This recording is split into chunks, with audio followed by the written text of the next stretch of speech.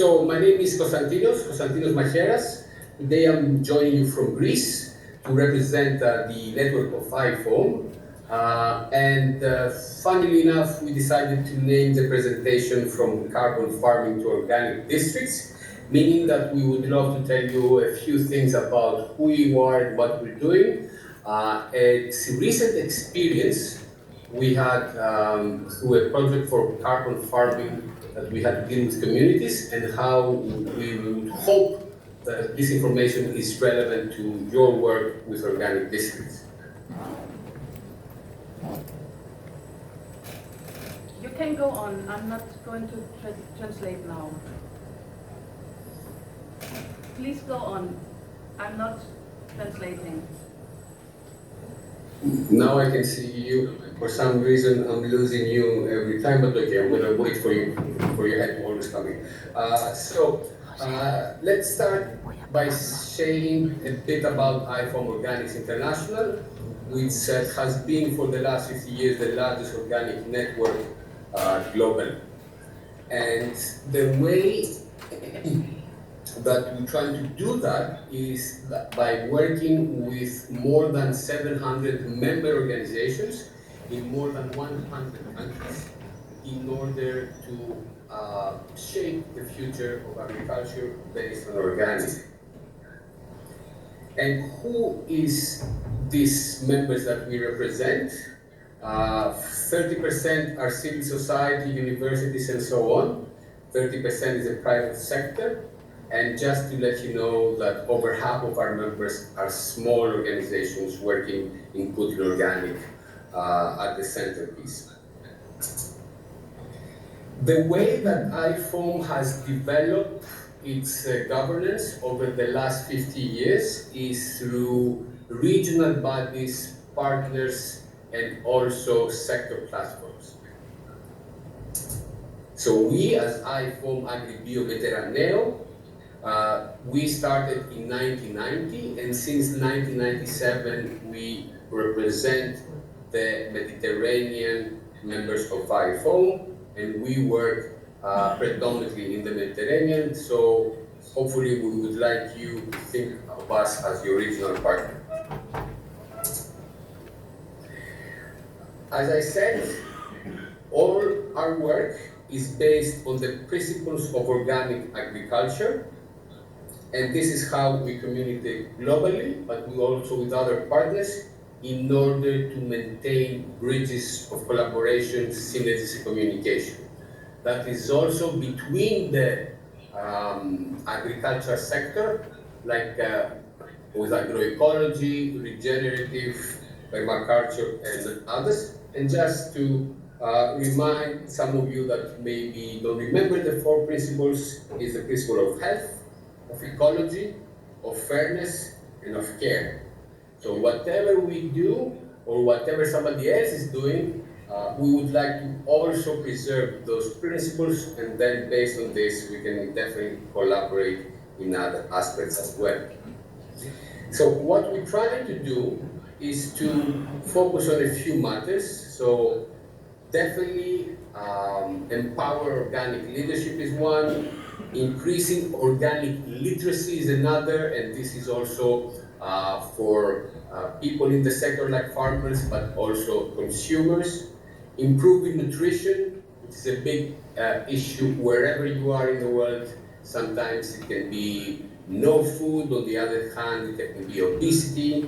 And of course, supporting especially local markets, because organic definitely has to take into account the locality.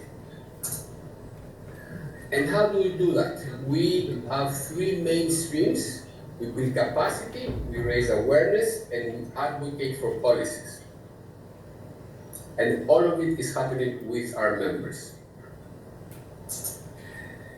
So for example, in terms of building capacity, oops, yes, the mistake here. Okay. We organize workshops. Lately, of course, after the pandemic, it's quite easy for us to organize and attract a lot of people around the Mediterranean online. but we also do our best to have as often as possible live meetings that we're also bringing people not only into classrooms, but ideally out in the farms as well. We also use our channels and our community to raise awareness. So we have adopted every latest technological advance in communication. So we are using everything we can in terms of visualizing the campaigns that are usually trying to remember that there is a face behind the food we eat. That's why we call it Meet the Farmers, or also explain to people what real food is. And of course, in terms of policy, especially in the Mediterranean, it's not easy to do that because the Mediterranean is Southern Europe, which is easier because we have EU, but at the same time, we also represent North Africa and the Middle East, and policies are quite fragmented. So we're doing our best to advocate to also international entities like the UN, FAO, and so on. Karen, how are we doing? 5 minutes left. 5 minutes. All right. So whatever we do and whatever the means that we're doing it, we always need to remember that there is a goal behind that. Our goal is to make sure that organic is part of the solution, and we believe it can be part of the solution in tackling the big society issues like poverty, the unsustainability of the production and consumption system today, the biodiversity loss, climate change, etc. And as I said, we believe that organically is definitely part of the solution. So after this brief introduction about IFOAM and what we're doing, for those of us that haven't heard it before, even though I know that we also have some of our members in that room there today, we're happy to get to know you better. It's also a great opportunity to give you some information about a project that we are just concluding called Farm for Climate. And talking with Aina, Karen, and also Giacomo, who is our part of the efforts of IFOAM, we thought that would be interesting to show you some of our experience. So the Farm for Climate is funded by the European Union. What is amazingly interesting for us is that it's specifically about partnerships in the Mediterranean area. So the difference with other European projects is that instead of working just around the European member states, with PRIMA, we can work on Mediterranean countries regardless if they are members of the EU. And for us, it's amazing because we believe that farmers in Southern Europe, in a lot of cases, they have more in common to discuss and unfortunately, same challenges to tackle with a farmer, for example, in Morocco or in Turkey, than we do have to discuss as a commonalities with a farmer in Lithuania or Sweden. The theme of this PRIMA project was to increase the environmental and socio-economic performance of scale farming through improvements in organizational aspects and new value chain governance models. It sounds confusing, at least me, I still get confused when I read this title, so I'm going to try to explain to you a bit more what we were trying to do with Farming for Climate. The idea is how we help create community-based organizations to support smallholder farms, because one of the differences of other European member states is that in Mediterranean, usually we have small-scale farming. And the idea was to do that by focusing on agroculture carbon farming and to see how we can get best practices by having 4 countries and 6 locations collaborating on this. So let me go to the community aspect, because I would like to put a bit of a focus on this. So the goal of the Farms for Climate project was not just to improve farming techniques or to promote carbon markets. One of the very important goals was how you build communities that can shape their own future. And when I'm saying communities, I'm also trying to focus on agricultural communities. So to give you a bit of a background, because this is a project that is ended in April and it started 3 years ago in 2022, which means that we wrote this proposal in 2020. Let me give you a bit of the state of play when we came up with this idea for this project. And the idea came, of course, by the international scientific community, and very specifically the International Panel on the Intergovernmental Panel on Climate Change, about all the scientific-based evidence that we're having regarding climate change, biodiversity loss, and so on. And we know very well, at least in the Mediterranean, that we didn't really have to wait for the scientists to tell us about it, because we've seen what a hotspot Mediterranean has become. We have the common challenges of extreme heat waves in the summer, of course droughts, the devastating extreme one we had in Spain this year, or the fire in Greece last year, and so on. And about the same time, in 2020, in 2015, the global community finally came out with what we call a covenant, or a new social contract, ideally an international partnership on how we can be dealing about all these things that they call the Sustainable Development Goals. And the idea is how you eradicate poverty by combating inequalities, also trying to tackle climate change. So the Sustainable Development Goals had also a very bold scope of transforming the food system.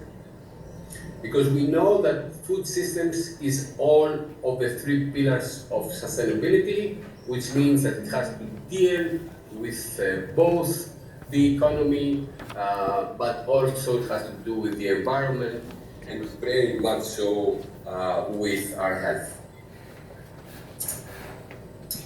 And about a year after the United Nations presented this goal for transforming food systems and the Global Sustainable Development Goals, the Food and Agriculture Organization of the United Nations came out with this statement, that we know that we have had an amazing transformation over the last 50 years with new technologies and the increase of agricultural productivity, but at the same time, unfortunately, we did this at the expense of biodiversity, greenhouse gas emissions, and of course, how we manage water and soil.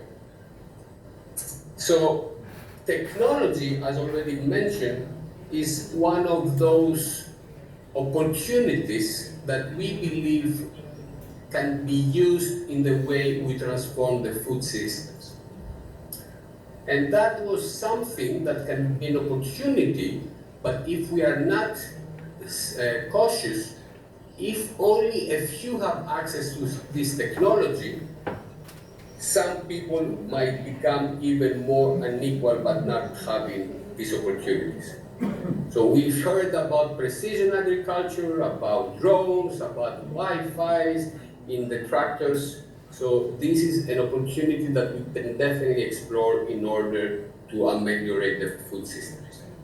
Also, definitely there are innovations. Carbon farming is one of them. I'm not going to go into the principles of carbon farming at the moment because it's not the subject of our discussion. But yes, we agree also that we should start counting how much beneficial for the environment, and especially for sequestering carbon farming, carbon from the atmosphere, organic agriculture and agroecology are. But there are different approaches in what farming looks in the future. And I already mentioned technology. So this is a modern farm, as they call it, in the Netherlands. That's why I'm saying that farming is not everywhere the same. And even though the Netherlands are also in Europe, but we as Southern Europeans are also in Europe, I think we should always remember that farming in Mediterranean countries, instead of like this picture, is usually something like this. So the other idea is, even though we don't expect these technological advancements to change the way we farm in the Mediterranean, change in society, we would also like to see how we create new markets. And the amazing thing about carbon markets is that an organic farmer can have access in the future in markets that pay him not only for the price of his vegetables and fruits, but also for the good that organic farming and agriculture do to the environment and society. So our idea behind the Farms for Climate was to take technology and go to communities of agriculture in Mediterranean and kind of go back to the future farming. Why? Because we think that all of these innovations like carbon farming already existed in some ways in traditional agriculture, and we want to see how we can bring them up to speed and also learn from the tradition of Mediterranean farming. So, in other words, there was another innovation proposed for our project, that the innovation has to come through a community approach. Farmers in the Mediterranean usually don't have the chance to go and spend 5 or 6 years in the agriculture universities. A lot of times they don't have access to innovative tools, and that's why we propose that this innovation learning has to come through communities. And in our case, in the Mediterranean, it's a necessity. As I said, we have smallholder farmers, and we need to take advantage and take this into account. But also, we believe that besides being a necessity, the community approach can also create equity and longevity. That in the future, we need this community approach for these projects to be sustainable and long-term. So the strategy was that we start from what we call living labs, and through the opportunity and occasion of a living lab, we try to attract the stakeholders around this living lab to create a community through community projects and training, and hopefully by the end of the 3-year program, Farms for Climate, to make sure that we have managed to support the creation of community-based organizations around these projects. So, of course, the basic, as I said, and starting level was how to create living labs. And I don't know how many of you are familiar with this term, but it's becoming very popular. And it has to do a lot on the way we use research. So until the recent past, research was only happening inside laboratories, labs. So you do a lot of research, but usually is clinically approached, and a lot of times the results out of these experiments in the labs do not come out to society, and especially with small farmer agriculture. So the idea of a living lab is that you move the research on site, so you try to actually test on the field instead of the living lab real practices that farmers can use at real time, and this way we can go back and offer quicker feedback, and also trying to bring everybody involved together. So instead of having the farmers separate from the researchers and the business sector separate. We try to bring citizens, government, industry, and academia all together at different levels of complexity. So as I said, living labs, there's many definitions you can look up online. The fact that it's about co-creation and co-ownership between public and private and people partnerships is what we found really interesting for this approach. And then we have the community-based organizations. A living lab can become a community-based organization, or a community-based organization can also develop its own living labs. The idea is that the CBO are non-profit and they try to rely on voluntary contributions by focusing on a particular scope that they decide voluntarily. One combination of having a CBO for sustainable and fair food systems, we all know that, is the community support agriculture. I'm not going to go into detail in things like this, I'm sure you're quite familiar. And of course, one of the other formats and concepts that we kept pushing through the Farm for Climate project is what you are experts on, the organic districts, bio districts, and so on. And I'm going to tell you a bit more later how we try to empower people to get to know a bit more about this. And of course, I'm not going to go into the definition of what organic districts are. You know much better than I. So I want you to see, though, some commonalities. For example, trying to explain to farmers a bit easier what a community-based organization can be, we found two very interesting definitions. And a part of what I found quite interesting when we're talking about going back to the future is that they come from exactly 100 years ago. So in 1922, 100 years ago, since we started the project in 2022, a definition of community-based was that it's part of a community that is trying to control its affairs democratically and to secure the highest services from all its stakeholders. The other one from 1925, 100 years today, was about community organization is perhaps best defined as assisting a group of people to recognize their common needs and help them to meet these needs. That is why we thought that living labs can be an interesting approach, because instead of having research separately, you go and try to hear from the farmers about their needs and how to help them meet them.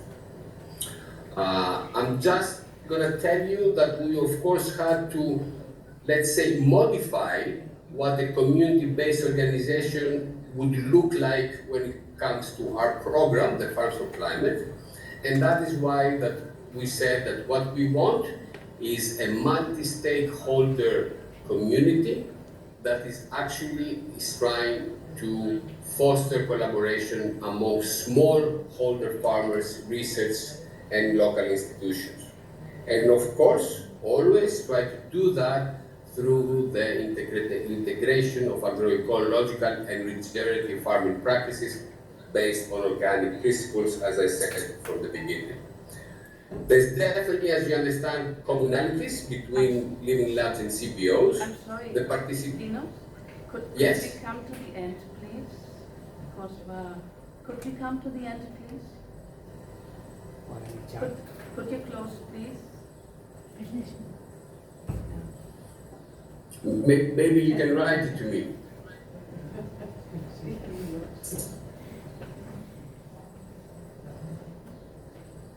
Or should I try to call Aina or something on WhatsApp? I sent you the message. Could we come to the end, please?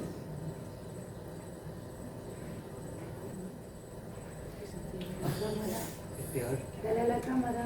La cámara siempre tiene que estar viendo. Hazlo así, hazlo así. No, tú no la tienes abierta. I think you probably sent it to the other device, so let me try it. We need to Dale la vuelta al finish. ordenador y decimos así. I still have 5 more minutes or I'm done? I'm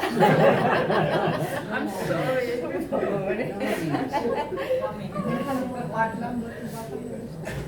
Dale la vuelta y que nos vea durmiendo. No, pobre. Okay, Aina is enjoying. 1 minute. 1 minute, I see. Okay. All right. Let me try to speed things over. So we did these efforts in 6 living labs, south of Spain, Italy, Egypt, Tunisia. I'm going to tell you about what they're about. So we're trying to see if there are commonalities. To be honest, we didn't see nothing that can become a commonality in terms of living labs and CBOs. We had new and old associations, small and large. The smaller was like 15, the larger was like 5,000. Some of them were really focusing on carbon farming, others had a wider approach regarding regenerative and agriculture. And we realized also how different is the cultural aspects that you always need to take into advantage.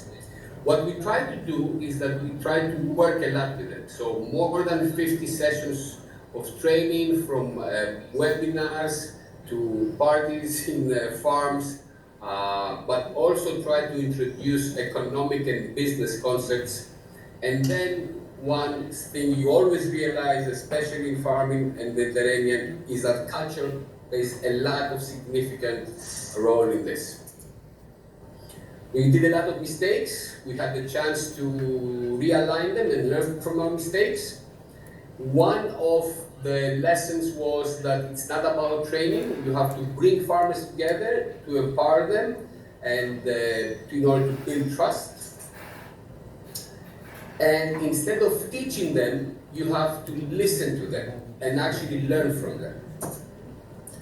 We were asking if there were any conclusions, and it was actually quite hard to find what the conclusions are, because especially in farming, you need to wait more than 2 or 3 years to see the result in the long term.